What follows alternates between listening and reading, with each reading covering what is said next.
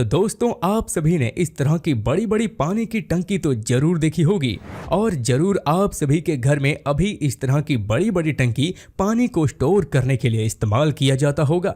लेकिन क्या आपने कभी सोचा है कि इतनी बड़ी बड़ी पानी की टंकी को फैक्ट्रियों में आखिर बनाया कैसे जाता होगा? तो दोस्तों इस तरह की पानी की टंकी को बनाना कोई आसान काम नहीं है।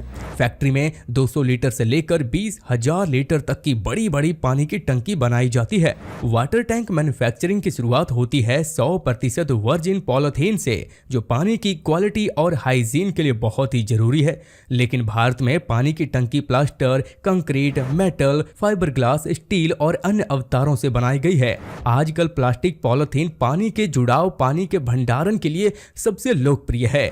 तो चलिए आपको बताते हैं कि वो फैक्ट्री में इस तरह की बड़ी बड़ी पानी की टंकी को कैसे बनाया जाता है।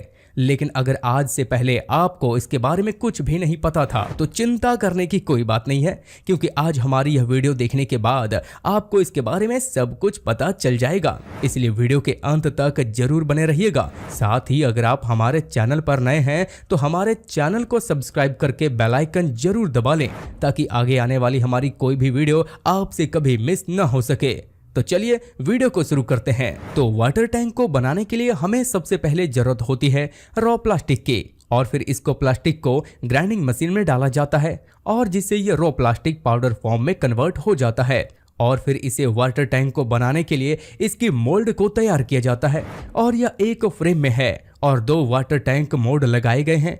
इन मोल्ड्स को खोलकर इनमें प्लास्टिक के पाउडर को डाला जाता है और फिर इन मोल्ड्स के ढक्कन को लगाकर इन्हें वापस से पैक कर दिया जाता है। और अच्छी तरह से इन मोल्ड्स को पैक करने के बाद इन मोल्ड को एक केन से उठाकर एक रोटेटिंग प्लेटफॉर्म पर रख दिया जाता है और फिर इसकी रोटेशन भी स्टार्ट कर दी जाती है। और साथ ही इस प्लेटफॉर्म के नीचे लगे प्लेन को भी स्टार्ट कर दिया जाता है और इसके बाद इस मोल्ड को इस प्लेटफॉर्म पर अच्छी तरह से उल्टा सीधा घुमा घुमा कर गर्म किया जाता है। हालांकि इस मोल्ड में कुछ हिस्से ऐसे भी होते हैं जहां पर इस फ्लेम की हीट सही तरीके से नहीं पहुंच पाती, तो इसके लिए एक व्यक्ति स्पेशली फ्लेम के पाइप को हाथ में लेकर इसे गर्म करता है और इसे इस तरीके से इस मोल्ड को गर्म करने से इसके अंदर प्लास्टिक का जो रॉ पाउडर डाला गया है वो इस मोल्ड की दीवार पर पिघलकर चिपक जाता है। और फिर करीब 20 मिनट के बाद इस मोल्ड को रोककर इसका इंस्पेक्शन किया जाता है, और अगर ये वाला प्लास्टिक मेल्ट होकर इसकी दीवारों पर अच्छी तरह से चिपक जाता है तो ऊपर इसमें प्लास्टिक की दूसरी लेयर को बनाने के लिए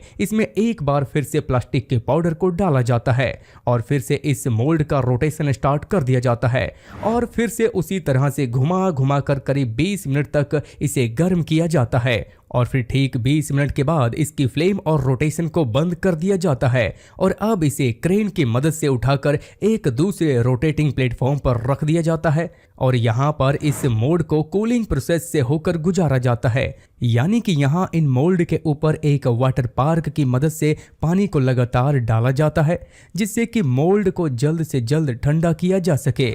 और कुछ देर पानी डालने के बाद जब ये मोल्ड ठंडे हो जाते हैं तो इसे क्रेन की मदद से उठाकर जमीन पर रख दिया जाता है और फिर कुछ खास टूल्स की मदद से इन मोल्ड को ओपन किया जाता है और फिर धीरे धीरे करके इनमें से वो वाटर टैंक को निकाल लिया जाता है।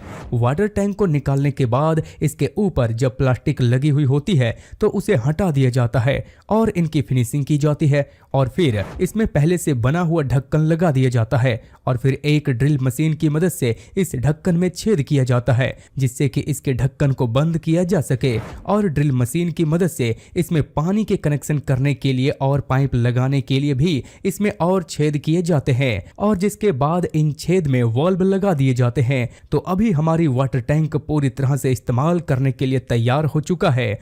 तो दोस्तों देखा आपने, कुछ इस तरीके से फैक्ट्रियों में बड़े बड़े वाटर टैंक बनाए जाते हैं। अब आपका इसके बारे में क्या कहना है हमें कमेंट करके जरूर बताइए। साथ ही अगर आपको यह वीडियो पसंद आया हो तो इस वीडियो को लाइक करके हमारे चैनल को सब्सक्राइब जरूर करें, क्योंकि ऐसी इंटरेस्टिंग वीडियो और नॉलेजेबल कंटेंट आप तक हम लाते ही रहते हैं। तो चलिए मिलते हैं किसी और इंटरेस्टिंग टॉपिक के साथ, तब तक के लिए जय हिंद।